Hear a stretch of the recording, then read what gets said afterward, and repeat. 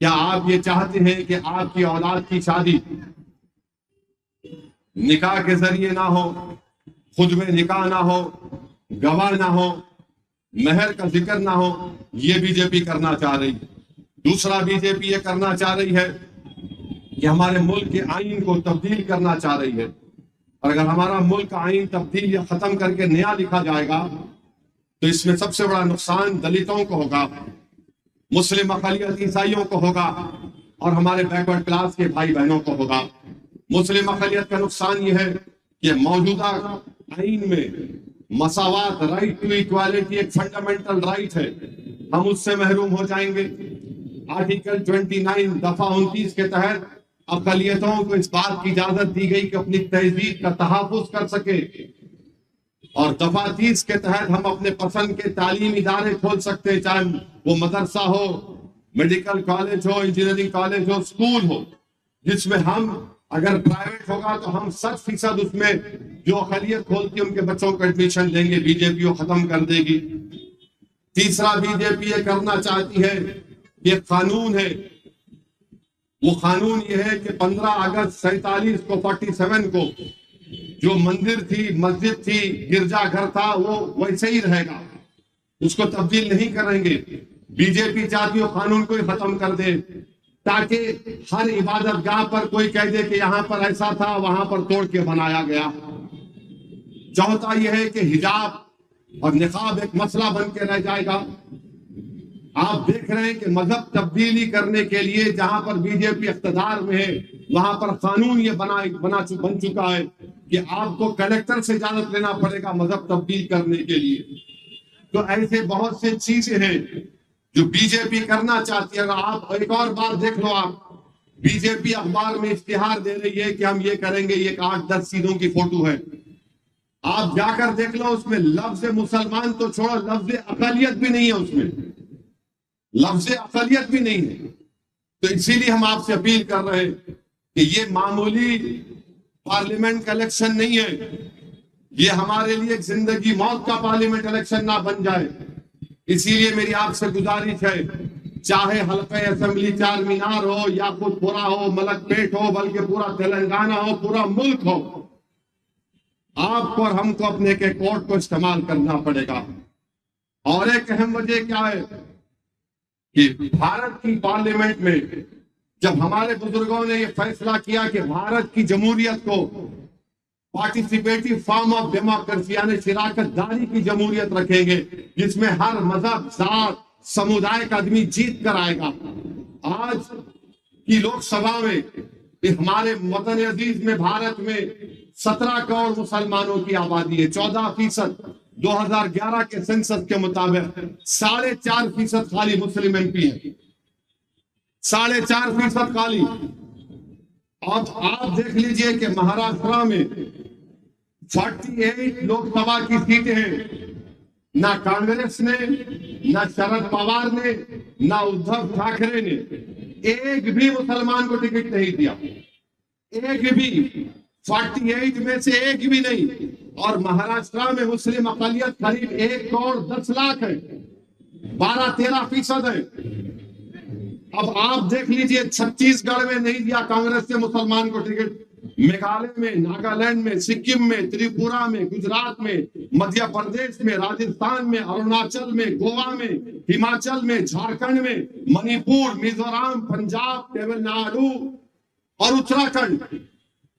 آپ سمجھ رہے میری بات کو کہ ایک طرف تو ان کو ٹکٹ نہیں دیا جا رہا ہے، دوسری طرف بی جے پی یہ کام کرنا چاہ رہی ہے، تو بتاؤ تمہارا غم، تمہاری لڑائی کون لڑے گا پارلیمنٹ میں جا کر کے؟ تو اسی لیے میری آپ تمام سے گزارش ہے کہ آپ کے لیے، ہمارے لیے یہ الیکشن بڑا اہم ہے۔ اور آپ دیکھ رہے ہیں کہ موجودہ وزیر اعظم نے کھلم کھلا کہہ دیا کہ بھارت کا مسلمان گھسپیٹی ہے۔ آپ بتائیے، اتنی بڑی آبادی، 17 کروڑ کی مسلم اقلیت کی آبادی، 133 کروڑ کا وزیر اعظم، اور یہ زبان، گھٹیا زبان استعمال کرتے اور کہتے ہیں کہ ہندو بہنوں کے گلوں سے منگل سوتر اتار کر مسلمانوں کو دیا جائے گا، اور کہتے ہیں کہ مسلمان زیادہ بچے پیدا کرتے ہیں۔ میرے عزیز دوستوں اور بزرگوں، وزیر اعظم کی زبان سے یہ الفاظ نکلنا، اگر آپ اس کے باوجود بھی بیدار نہیں ہوں گے تو خدا کی قدرت اور کچھ نہیں کر سکتی آپ کے لیے، ہمارے لیے۔ اللہ سبحانہ و تعالیٰ ان کے ہی زبانوں سے بلوانے لگا رہا ہے کہ تم جاگو، خواب غفلت سے اٹھو، تمہاری بربادی کا سامان یہ لوگ لے کر آ رہے ہیں، اٹھو، متحد ہو جاؤ، اپنے نمائندوں کو کامیاب کرو۔ یہ وقت انتشار کی کیفیت کو برقرار رکھنے کا نہیں ہے، یہ وقت اپنی انانیت کی تسکین کو پانے کا نہیں ہے، یہ وقت ایک سیسا پلائی ہوئی دیوار کی طرح کھڑے ہونے کا ہے۔ اور اگر آپ سیسا پلائی ہوئی دیوار کی طرح کھڑے ہو جائیں گے تو ملک کو بچا پائیں گے، ورنہ آج ملک میں نفرت اتنی پھیل چکی ہے کہ اتر پردیش کے یونیورسٹی میں ایک امتحان میں آنسر شیٹ میں 4 بچوں نے امتحان کا کوسچن پیپر کا جواب نہیں لکھا، لکھ دیا جے شری رام، اور ایگزامینر نے ان کو 50% مارکس دے دیے، کیونکہ ایگزامینر کو معلوم تھا کہ ملک کا وزیر اعظم صبح شام مسلمان مائنورٹی کرتا ہے، اس کو اپنی جان پیاری تھی، اور 50% مارکس مل گئے ان کو۔ بتاؤ آپ کیا ہے بھائی؟ میرے عزیز دوستوں اور بزرگوں، اسی لیے میری آپ تمام سے اپیل ہے کہ 13 تاریخ کے دن صبح 7 بجے سے شام میں 5 بجے تک ہم تمام کو کوشش کرنی چاہیے، بلکہ میں اپنے مجلسی رکن اراکین سے بھی یہ کہہ رہا ہوں، آپ سے بھی اپیل کر رہا ہوں کہ ہمارے پاس ایک ایسا گروپ تیار ہونا چاہیے جو لوگوں کو گھر سے نکالے۔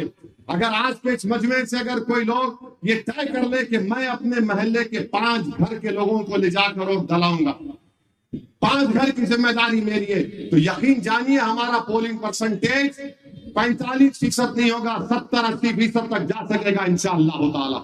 اور یہ کام آپ کریں گے نہیں کریں گے مجھے بتائیے؟ ایک آدمی 5 گھر کی ذمہ داری لے گا انشاءاللہ، خالی انشاءاللہ بول کے صبح میں بھول نہیں جانا۔ صبح اٹھیے، آپ طے کر لو یہ 5 گھر میں ذمہ داری میری، میں ان کو اٹھاؤں گا، جگاؤں گا، ان کو سمجھاؤں گا اور ان کو پولنگ بوتھ کو بھجاؤں گا۔ یہ آپ کو کام کرنا ہے۔ تو میرے عزیز دوستوں اور بزرگوں، وزیر اعظم کی زبان ایک عجیب و غریب زبان ہو چکی ہے کہ آپ کہہ رہے ہیں کہ منگل سوتر نکال کر دیا جائے گا۔ ملک کے وزیر اعظم، آپ اس طرح کی بات مت کریے، ورنہ ہمارے منہ میں بھی اللہ نے زبان دی ہے، ہم بہت دور تک جا سکتے ہیں۔ آپ بتائیے، جب کووڈ میں لاکھیں پانی میں تیر رہی تھی، وہ کس کا منگل سوتر تھا؟ بتاؤ آپ۔ وہ ہماری بہنیں جو بیوہ ہو گئی، ان کے منگل سوتر کا کیا ہوگا؟ اس وزیر اعظم نے آپ تمام کو لائن میں کھڑا کیا، 500,000 کی نوٹ غائب کر دی، سب کو لائن میں کھڑا کر دیا۔ اس وزیر اعظم نے پورے ملک کے غریبوں کو صرف آدھا گھنٹہ دو گھنٹے 4 گھنٹے دیے اور کہا کہ لاک ڈاؤن۔ آپ پریشان ہو گئے۔ اس وزیر اعظم نے دارالحکومت دہلی میں آکسیجن کا انتظام نہیں کیا، لوگ مر گئے۔ دوائیں ہم کو دیر سے ملی کووڈ کی، لوگ مر گئے۔ یہ سب ہمارے ملک میں ہو رہا ہے، مگر ایک نفرت کی آگ پیدا کر دی گئی ہے۔ 10 سال میں بھارت کے وزیر اعظم نے ایک چیز میں کامیاب ہو گئے، وہ یہ ہے کہ مسلم اقلیت کے بارے میں شک پیدا کر دو۔ اور لوگ بولتے ہیں مجلس کے مخالفین بہت بولتے ہیں، میں ان کو جواب دینا بھی نہیں چاہتا۔ میں آپ کو صرف بتانا یہ چاہ رہا ہوں کہ اتر پردیش میں جہاں پر بی جے پی کی حکومت ہے، وہاں پر عید کی نمازیں ایک مسجد میں 2 جماعتیں، 3 جماعتیں، 4 جماعتیں ہوئی۔ بڑے بڑے علماء کرام بلا لحاظ مسلک تھے، اپیل کی کہ روڈ پہ مت پڑو، 3 جماعت کر لو، 2 جماعت کر لو۔ اور آپ حیدرآباد میں ہیں، یہاں پر آپ کی جماعت مجلس اتحاد المسلمین ہے، جس کو آپ نے، آپ کے بزرگوں نے اپنے خون پسینے سے اس کو طاقت اور مقام دیا۔ اتحاد کی قوت پر آپ کی پہچان ہے۔ آج یہاں پر آپ ماہ مبارک میں تہجد کی نماز روڈ پہ پڑھ رہے تھے نہیں پڑھ رہے تھے تہجد کی نماز۔ عید کی نماز وہاں پر 3 4 جماعتیں ہو رہی ہیں۔ سوچو یہ اللہ کی نعمت ہے۔ میں احسان جتانے کے لیے نہیں کہہ رہا ہوں، یہ نعمت ہے میرے بھائی۔ تمہاری ایک جماعت ہے، تمہاری آواز ہے، تمہاری طاقت ہے۔ آپ اندازہ بھی نہیں کر سکتے کہ ملک کے کونے کونے سے لوگ پیغام بھیجاتے ہیں، اسد صاحب ہم دعا کر رہے ہیں، ووٹ تو نہیں ڈال سکتے، تم جیت کے آنا، کوئی آؤ مت آؤ۔ یہ بے بسی کا عالم ہے۔ میں پوچھتا ہوں کہ تم کیوں نہیں ان کو بولتے، بولے ارے اس کا جیتنا نہیں جیتنا برابر نہیں ہے، تم ایک آ جاؤ میرے بھائی، کم سے کم کوئی ہمارے رونے کو سمجھے گا، کم سے کم ہماری تکلیف کو کوئی بیان کر سکے گا، کم سے کم بے باک طریقے سے تم لڑو گے ان کے سامنے۔ تو یہ الیکشن آپ کو اور ہم کو مل کر متحدہ طور پر اپنے ووٹ کا استعمال کر کے مجلس اتحاد المسلمین کو کامیاب کرنا ہے۔ اور یاد رکھیے، صرف میں آج دورہ کر رہا تھا یاقوت پورے میں، وہاں پر ہماری عزتدار ماں اور بہنوں نے بڑی محبت اور شفقت کے مظاہرے کیے۔ ہماری ایک ماں نے کہا اس کے منہ میں کیڑے پڑو بابا، ایک ماں نے کہا اللہ اس کے منہ پہ مٹی ڈال دے۔ میں نے اماں نہیں ہوتا، بولے کہوں تو نہیں ہوتا، میں نے اماں ووٹ ڈالو، بٹن دباؤ تو کیڑے بھی آتے مٹی بھی آتے۔ بولے ہاں یہ بات تو صحیح بولا، میرا بیٹا صحیح بولا بات۔ میں نے اماں جائیں گے، برابر جاؤں گی، اس کے منہ میں مٹی پڑو، مگر میرے بھائی ووٹ ڈالو جا کے۔ اور پھر اگر آپ ووٹ نہیں ڈالیں گے تو مشکل ہوگا۔ میں اپنی بات کو ختم کرتا ہوں۔ ایک حیدرآباد میں مزاحیہ شاعر تھے، ان کا نام تھا